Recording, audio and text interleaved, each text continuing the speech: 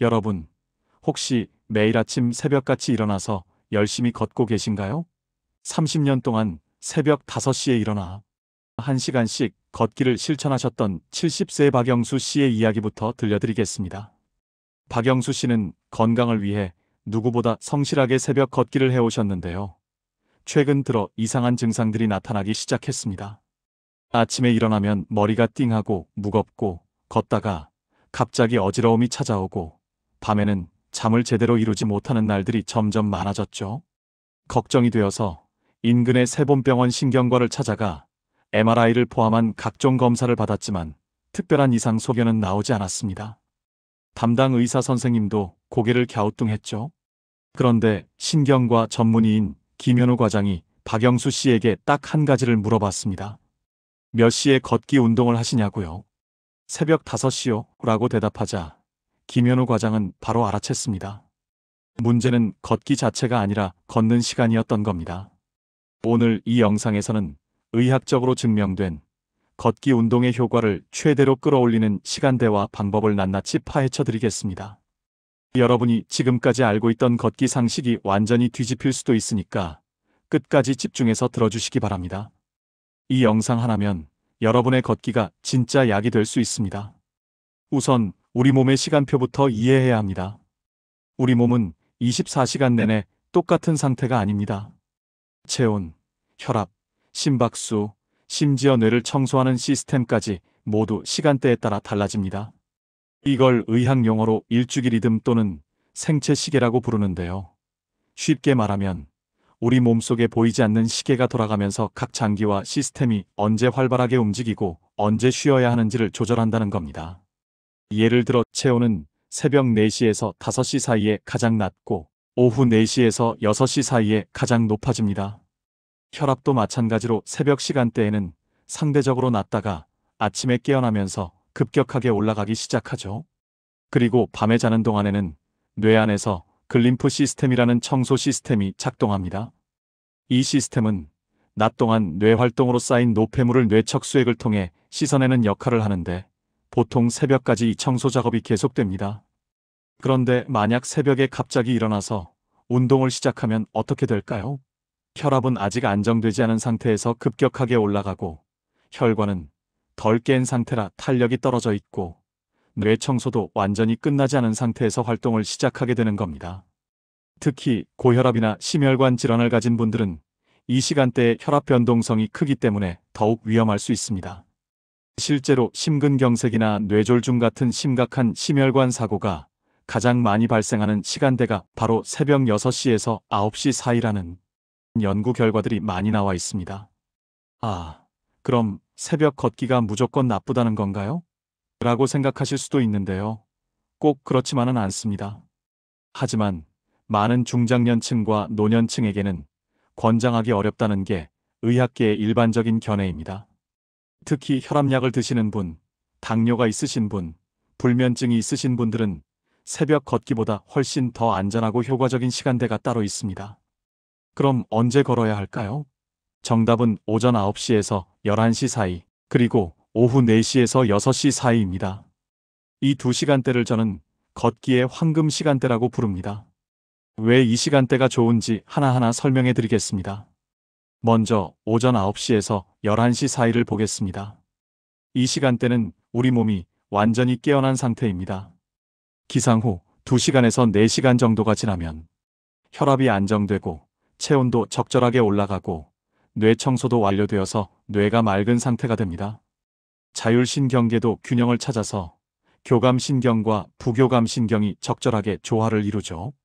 이 시간대에 걸으면 심혈관에 부담을 주지 않으면서도 근육과 관절을 효과적으로 움직일 수 있습니다. 또한 아침 햇빛을 받으면서 걸을 수 있어서 세로토닌 분비가 촉진되고 이것이 저녁에 멜라토닌으로 전환되어 수면의 질을 높여줍니다. 세로토닌은 기분을 좋게 만들어주는 호르몬이고 멜라토닌은 잠을 잘 오게 해주는 호르몬인데요. 이 두 호르몬이 제대로 분비되려면 아침 햇빛이 필수입니다. 그리고 오후 4시에서 6시 사이는 하루 중 체온이 가장 높은 시간대입니다. 체온이 높다는 건 근육의 유연성이 최고조에 달한다는 의미죠. 근육이 잘 풀려 있으니까 부상 위험이 줄어들고 운동 효율도 높아집니다. 또한 이 시간대는 낮의 활동으로 혈류가 충분히 활발해진 상태라서 산소와 영양분이 전신에 잘 공급되고 걷기를 통해 남은 에너지를 적절히 소비하면 저녁 식사 후 혈당 관리에도 도움이 됩니다. 특히 당뇨가 있으신 분들은 저녁 식사 전후로 가볍게 걷는 것만으로도 혈당 스파이크, 그러니까 식후 혈당이 급격히 올라가는 현상을 막을 수 있습니다. 그럼 한낮은 어떨까요? 한낮, 특히 오후 12시에서 2시 사이는 피해야 합니다. 이 시간대는 기온이 가장 높고 자외선도 가장 강한 시간대인데요. 우리 몸은 체온을 낮추기 위해 피부 쪽으로 혈액을 많이 보내게 됩니다. 그러면 상대적으로 뇌와 심장으로 가는 혈류가 줄어들어서 현기증이나 두통이 생길 수 있고 심한 경우 열사병 위험도 있습니다. 특히 여름철에는 절대 피해야 하는 시간대입니다. 밤 걷기는 또 어떨까요? 저녁 식사 후에 소화도 시킬 겸 가볍게 산책하시는 분들 많으시죠? 이건 나쁘지 않습니다. 하지만 너무 늦은 시간, 특히 밤 9시 이후에 강도 높은 걷기나 빠른 걸음을 하면 문제가 생길 수 있습니다. 운동은 우리 몸을 각성 상태로 만들기 때문에 교감신경이 활성화되고 체온이 올라갑니다. 그런데 잠을 잘 자려면 반대로 부교감신경이 우위에 있어야 하고 체온이 내려가야 하거든요. 늦은 밤 운동은 이 수면 스위치를 방해해서 불면증을 악화시킬 수 있습니다. 특히 불면증이 있으신 분들은 오후 6시 이후로는 강도 높은 걷기를 피하시고 대신 가볍게 산책하는 정도로 마무리하시는 게 좋습니다. 자, 이제 아까 말씀드린 박영수 씨 이야기로 다시 돌아가 보겠습니다. 세본병원 신경과 김현우 과장은 박영수 씨에게 걷기 시간을 바꿔보자고 제안했습니다. 새벽 5시 대신 오전 10시 전후, 그리고 저녁 식사 전인 오후 5시 전후로 걷기 시간을 완전히 재배치한 겁니다. 박영수 씨는 반신반의했죠. 30년 동안 해온 습관을 바꾸는 게 쉽지 않았으니까요. 하지만 일단 2주만 해보자는 마음으로 시작했습니다. 그런데 놀라운 일이 벌어졌습니다. 단 2주 만에 아침에 일어났을 때 느껴지던 머리의 무거움이 확 줄어들었습니다. 걷다가 어지러운 느낌도 거의 사라졌고요. 가장 큰 변화는 수면이었습니다. 밤에 깊게 잠들 수 있게 되면서 중간에 깨는 횟수도 줄었고 아침에 일어났을 때 개운함이 완전히 달라졌다고 합니다. 게다가 새벽에 어두컴컴한 길을 걷지 않아도 되니까 넘어질까봐 불안했던 마음도 사라졌죠.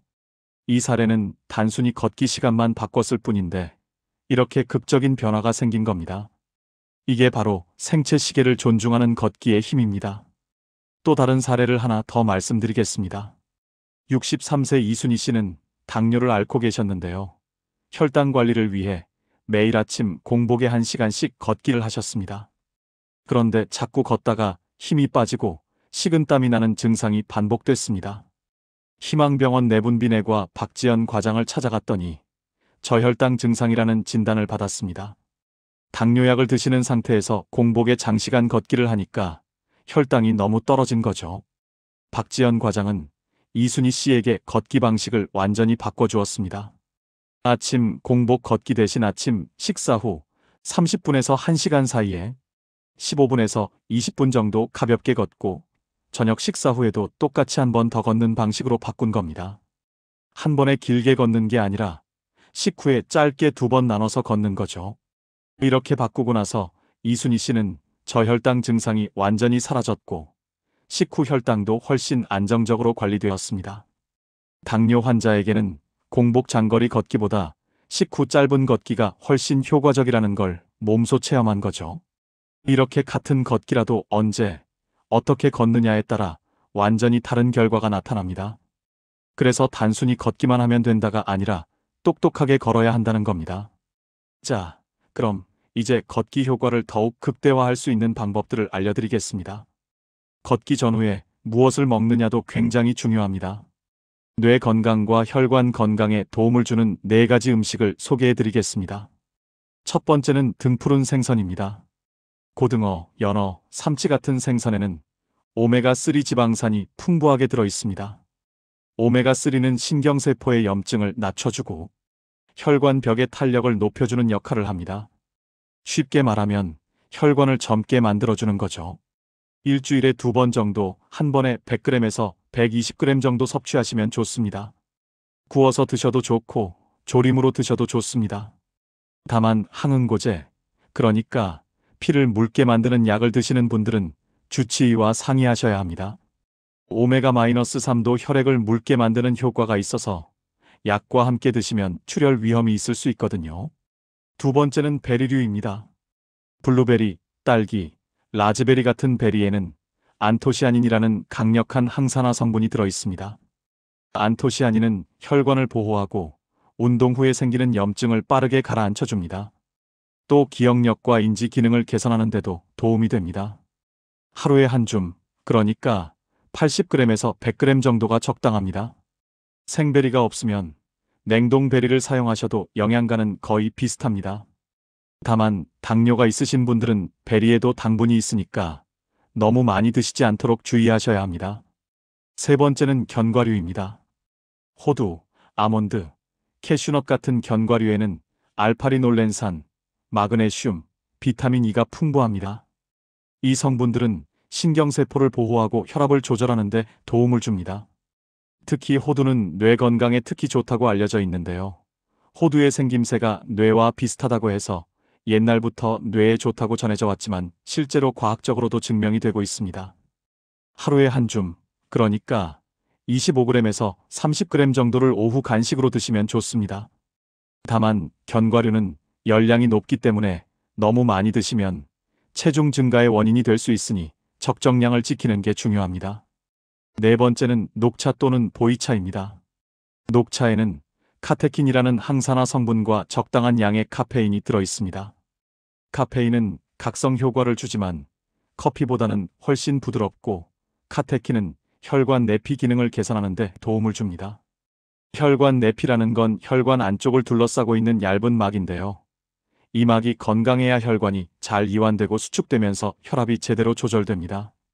오후 1시에서 3시 사이에 연하게 한 잔 드시면 오후 활동에 활력을 주면서도 밤 수면에는 지장을 주지 않습니다. 다만 위염이나 역류성 식도염이 있으신 분들은 공복에 드시면 속이 쓰릴 수 있으니 식후에 드시는 게 좋습니다. 이 4가지 음식을 평소 식단에 꾸준히 포함시키면 걷기 효과가 2배로 높아집니다. 걷기는 혈류를 개선하고 근육을 움직이는 운동이고 이 음식들은 그 효과를 뒷받침해주는 영양소를 공급하는 거니까 시너지가 나는 거죠. 자, 그럼 이제 실제로 어떻게 걸어야 하는지 구체적인 방법을 알려드리겠습니다. 걷기가 진정한 약이 되려면 5가지 실천 원칙을 지켜야 합니다. 첫 번째, 시간대 선택입니다. 아까 말씀드린 대로 오전 9시에서 11시, 오후 4시에서 6시를 기본으로 고정하세요.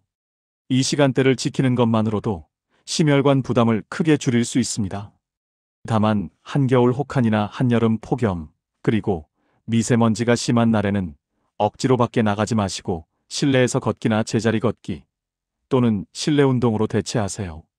건강을 위해 걷는 건데 오히려 건강을 해치면 안 되니까요. 두 번째, 준비 운동입니다. 많은 분들이 그냥 바로 나가서 걷기 시작하시는데 이건 굉장히 위험합니다. 특히 중장년층과 노년층은 근육과 관절이 갑자기 움직이면 다칠 위험이 큽니다. 걷기 시작하기 전에 최소한 10분 정도는 준비 운동을 해야 합니다. 발목을 천천히 돌려주는 발목 서클 운동, 종아리 근육을 부드럽게 늘려주는 스트레칭, 고관절을 열어주는 다리 들기 운동, 그리고 팔을 크게 벌리면서 심호흡하기 같은 동작들을 해주세요. 이렇게 준비 운동을 하면 혈압이 급격하게 오르는 걸 막을 수 있고 낙상 위험도 줄어듭니다. 걷기가 끝난 후에도 5분 정도 정리 운동을 해주시면 근육통 예방에 도움이 됩니다. 세 번째, 걷기 강도와 속도입니다. 걷기는 빠르면 빠를수록 좋다고 생각하시는 분들이 있는데 그렇지 않습니다. 너무 빠르게 걸으면 오히려 심장에 부담을 줄 수 있습니다. 적정 강도는 가볍게 숨이 차지만 옆 사람과 대화는 할 수 있는 정도입니다. 숨이 너무 차서 말을 못할 정도면 너무 빠른 겁니다. 분당 100보에서 115보 정도가 적당한데요. 쉽게 말하면 1초에 한두 걸음 정도의 속도입니다. 그리고 가능하면 평탄하고 밝은 루트를 정해서 매번 같은 길을 걸으세요. 익숙한 길이 안전합니다. 울퉁불퉁한 산길이나 계단이 많은 길은 관절에 부담을 주고 넘어질 위험도 크니까 피하시는 게 좋습니다. 네 번째, 장비와 수분 그리고 영양 타이밍입니다. 걷기 할 때 가장 중요한 장비는 신발입니다. 쿠션이 좋은 워킹화를 신으세요. 밑창이 딱딱한 운동화나 슬리퍼는 절대 안 됩니다. 발목과 무릎, 허리에 충격이 그대로 전달되거든요. 그리고 걷기 시작하기 전에 물을 200ml, 그러니까 종이컵 한 컵 정도 마셔주세요. 탈수를 예방하는 데 도움이 됩니다. 약을 드시는 분들은 약 복용 직후에 바로 과격하게 걷지 마세요. 약이 흡수되는 동안 혈압이나 혈당이 일시적으로 변할 수 있으니까 최소 30분 정도는 여유를 두는 게 좋습니다. 그리고 아침에 걷기 전에는 가볍게 요거트 한 개나 바나나 반 개 정도를 드시고 나가세요. 완전 공복 상태에서 걷으면 저혈당 위험이 있습니다. 다섯 번째, 질환별 맞춤 걷기입니다. 모든 사람이 똑같이 걸어야 하는 건 아닙니다. 본인이 가진 질환에 맞춰서 걷기 방법을 조금씩 조정해야 합니다. 고혈압이 있으신 분들은 급격한 기상 직후보다는 오전 중반 이후가 좋습니다. 기상 직후는 혈압이 급격하게 오르는 시간대라서 위험하거든요. 20분 정도 보통 속도로 걷고 그 다음에 5분 정도는 천천히 회복 걷기를 해주세요. 갑자기 멈추면 혈압이 또 급변할 수 있으니까 점진적으로 속도를 줄이는 겁니다. 당뇨가 있으신 분들은 아까 이순희 씨 사례에서 말씀드린 것처럼 공복 장거리는 피하셔야 합니다. 대신 식후 30분에서 1시간 사이에 15분에서 20분 정도 걷는 걸 하루에 2번 나눠서 하세요. 식후 혈당이 올라가는 시점에 걸으면 혈당이 근육으로 흡수되면서 혈당 조절이 훨씬 잘 됩니다. 불면증이 있으신 분들은 오후 6시 이후로는 고강도 걷기를 절대 하지 마세요. 대신 가볍게 산책하는 정도로 마무리하고 취침 3시간 전부터는 모든 활동을 진정 루틴으로 전환하세요.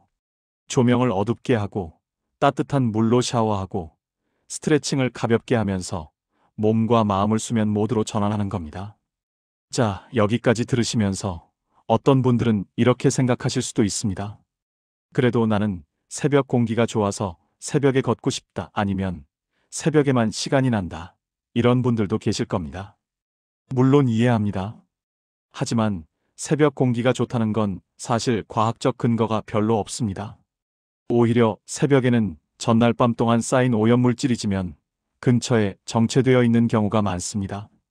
대기가 안정되어 있어서 오염물질이 위로 올라가지 못하고 낮게 깔려 있는 거죠.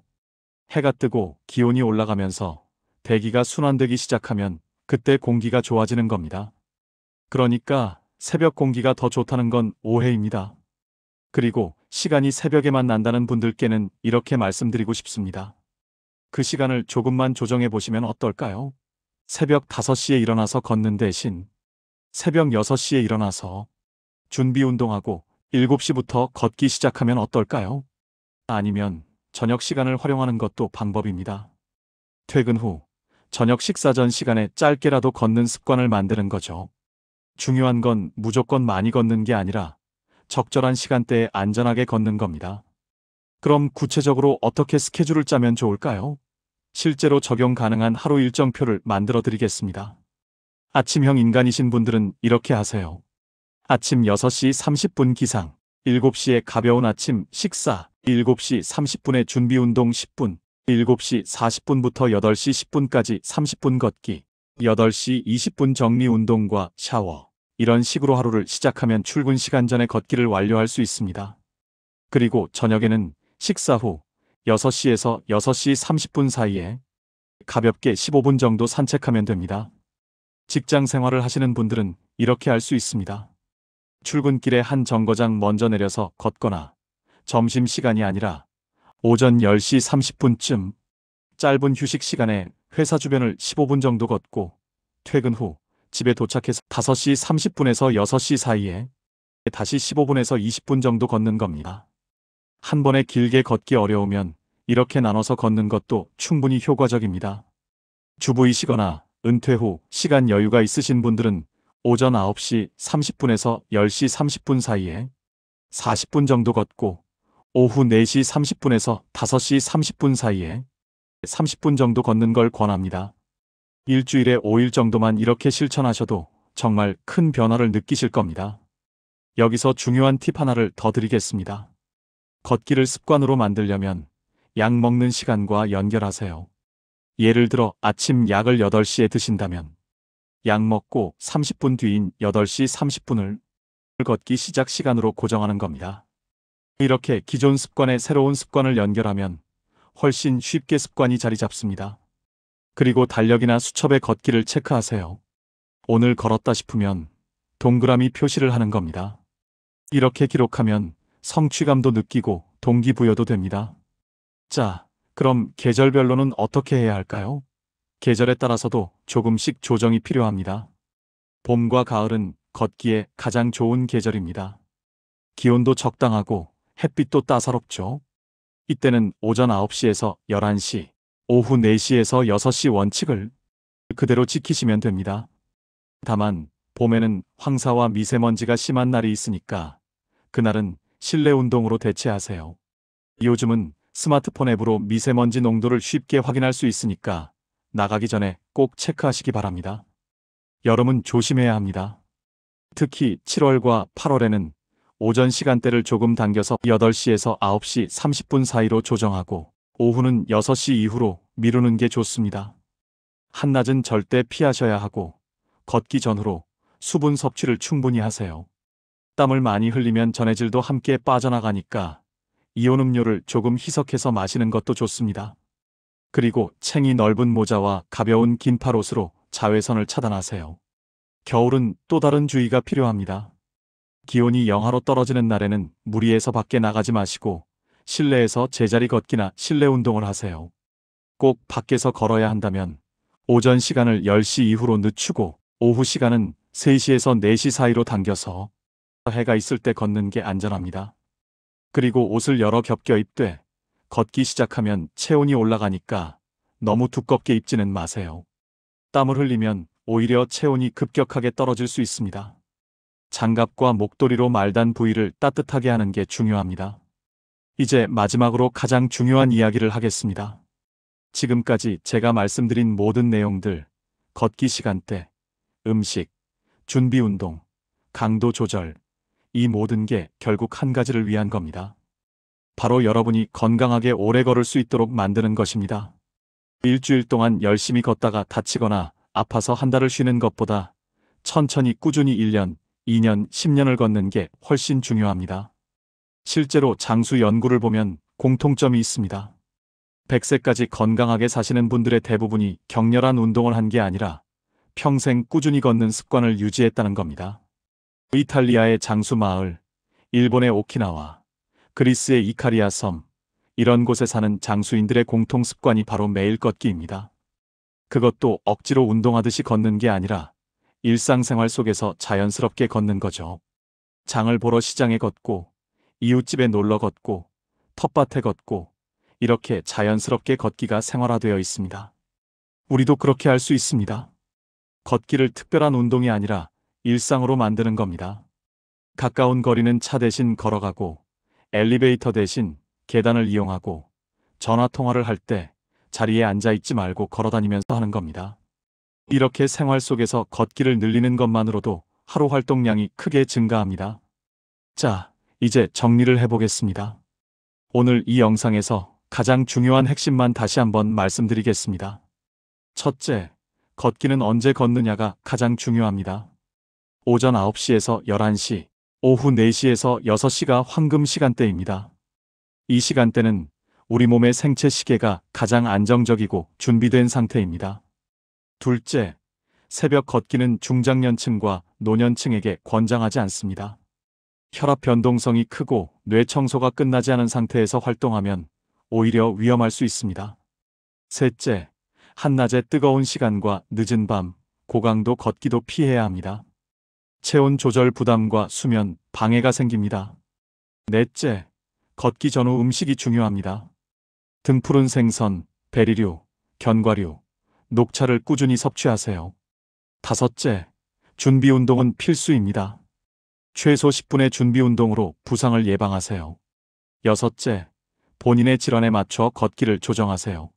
고혈압, 당뇨, 불면증 등 질환별로 맞춤 걷기가 필요합니다. 일곱째, 꾸준함이 가장 중요합니다. 하루 이틀 많이 걷는 것보다 매일 조금씩 꾸준히 걷는 게 훨씬 효과적입니다. 여러분, 지금까지 여러분은 정말 성실하게 걷기를 실천해 오셨습니다. 그 성실함과 노력에 박수를 보냅니다. 이제 그 성실함을 가장 이로운 시간대에 가장 안전한 방법으로 배치하시기 바랍니다.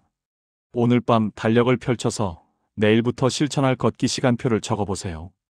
약 먹는 시간, 식사 시간, 그리고 걷기 시간 오전 9시에서 11시, 오후 4시에서 6시를 한 장에 모두 적어보는 겁니다. 이것이 바로 여러분만의 평생 걷기 처방전이 될 것입니다. 여러분도 시간대만 바꿔도 놀라운 변화를 경험하실 겁니다. 아침에 일어났을 때 머리가 맑아지고, 낮 동안 활력이 넘치고, 밤에는 깊은 잠에 빠져들 수 있습니다. 이 모든 게 약 한 알 없이 단지 걷는 시간을 바꾸는 것만으로 가능합니다. 걷기는 인류가 가진 가장 오래되고 가장 안전한 건강 비법입니다. 특별한 장비도 필요 없고 돈도 들지 않고 부작용도 없습니다. 단지 제대로 알고 실천하기만 하면 됩니다. 여러분의 몸은 이미 답을 알고 있습니다.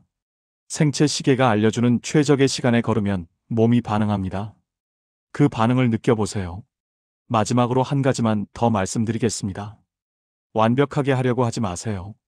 오늘 비가 와서 못 걸었다고 자책하지 마시고, 어쩔 수 없이 시간대를 못 지켰다고 포기하지 마세요. 중요한 건 방향입니다. 조금씩이라도 올바른 방향으로 가고 있다면 그것만으로도 충분합니다. 일주일에 5번만 실천해도 됩니다. 한 번에 30분을 못 걸으면 15분씩 2번 나눠도 됩니다. 여러분의 속도로, 여러분의 방식으로 걸으시되 시간대만큼은 꼭 지켜주세요. 자, 이제 오늘부터 시작입니다. 내일 아침 알람을 새벽 5시가 아니라 7시로 맞춰보세요. 그리고 9시에서 10시 사이에 밖으로 나가보세요.